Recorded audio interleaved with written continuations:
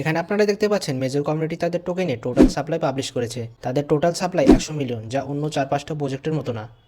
Supply অনেক কম হয় major টোকেনের প্রতি মানুষের এক্সপেকটেশন অনেক বেড়ে গেছে। আজকের ভিডিওতে মেজর টোকেনের প্রাইস নিয়ে একটা প্রেডিকশন দেওয়ার ট্রাই করব। এর পাশাপাশি আপনারা টোকেন পাওয়ার পর হোল্ড করবেন নাকি সেল করবেন তা নিয়ে আলোচনা করব। আমরা আগে থেকেই জানি মেজর কমিউনিটি তাদের টোটাল সাপ্লাইয়ের 80% টোকেন তাদের কমিউনিটির মধ্যে ডিস্ট্রিবিউশন করবে। তাই বলে আপনারা ব্যালেন্সে যতগুলো টোকেন দেখতে পাচ্ছেন এই টোকেন পাবেন না। আপনাদের ইন গেমের অ্যাক্টিভিটিসের উপর ভিত্তি করে তাদের টোকেনের নির্দিষ্ট রেশিও অনুযায়ী আপনাদের মধ্যে ডিস্ট্রিবিউশন করা হবে। এখন মেইন কথা হলো একটা মেজর টোকেনের প্রাইস কেমন হতে পারে।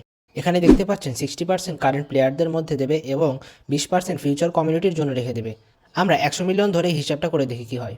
বাইন্যান্স ছাড়া অন্য যে কোনো টপ টায়ার এক্সচেঞ্জে যদি কোনো কয়েন লিস্ট হয় তাহলে তাদের অ্যাভারেজ মার্কেট ক্যাপ হয় 120 থেকে 150 মিলিয়ন ডলার। আর যদি বাইন্যান্সে লিস্ট হয় তাহলে তাদের অ্যাভারেজ মার্কেট ক্যাপ থাকে 500 থেকে 700 মিলিয়ন ডলার। আমরা দুটো দিয়ে হিসাব করে দেখব। আমরা যদি টোটাল মার্কেট ক্যাপকে টোটাল সাপ্লাই দিয়ে ভাগ করি তাহলে আমরা প্রাইস পাই। এখানে দেখতে পাচ্ছেন আমরা যদি 130 মিলিয়ন মার্কেট ক্যাপ ধরি এবং 100 মিলিয়ন সাপ্লাই দিয়ে যদি ভাগ করি তাহলে আমাদের প্রতিটা টোকেনের প্রাইস দাঁড়ায় 1.3 ডলার।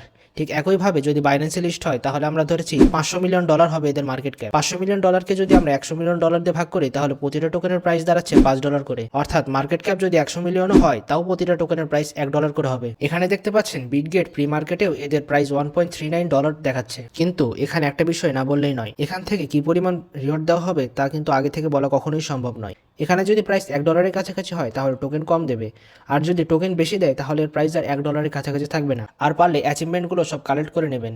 এগুলো পরবর্তীতে এনএফটি আকারে আসতে পারে বা এর জন্য বেশি টোকেন দিতে পারে। আপনারা এর আগেও দেখেছেন মেজর অনেক অ্যাকাউন্ট ব্যান করেছে। তাই আমি আপনাদেরকে বলবো আপনারা লাস্ট যে কয়দিন আছে নিয়মিত কাজ করে যাবেন, কারণ এই মাসের 28 তারিখে কিন্তু মেজর টোকেন বিভিন্ন এক্সচেঞ্জে চলে আসবে।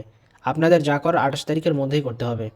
28 তারিখে আপনারা এয়ারড্রপের অ্যালিগেশন সব পেয়ে যাবেন। এখানে আরেকটা কোশ্চেন আসতে পারে, আপনারা যদি মেজর টোকেনের অ্যালিগেশন পেয়ে যান তখন আপনারা ইনস্ট্যান্ট সেল করবেন নাকি তা হোল্ড করবেন। আমরা প্রিভিয়াসলি দেখেছি এক্স কয়েন অর্থাৎ এক্স অ্যাম্পায়ার যে এয়ারড্রপটা দিয়েছে তাদের কয়েনের প্রাইসটা 6 গুণ পরিমাণ চলে গেছিল পরবর্তী সময়। সেই জন্য আমি আপনাদের সাজেস্ট করব আপনারা যে অ্যালিগেশন পাবেন সেখান থেকে 80% সেল করে 20% হোল্ড করতে পারেন।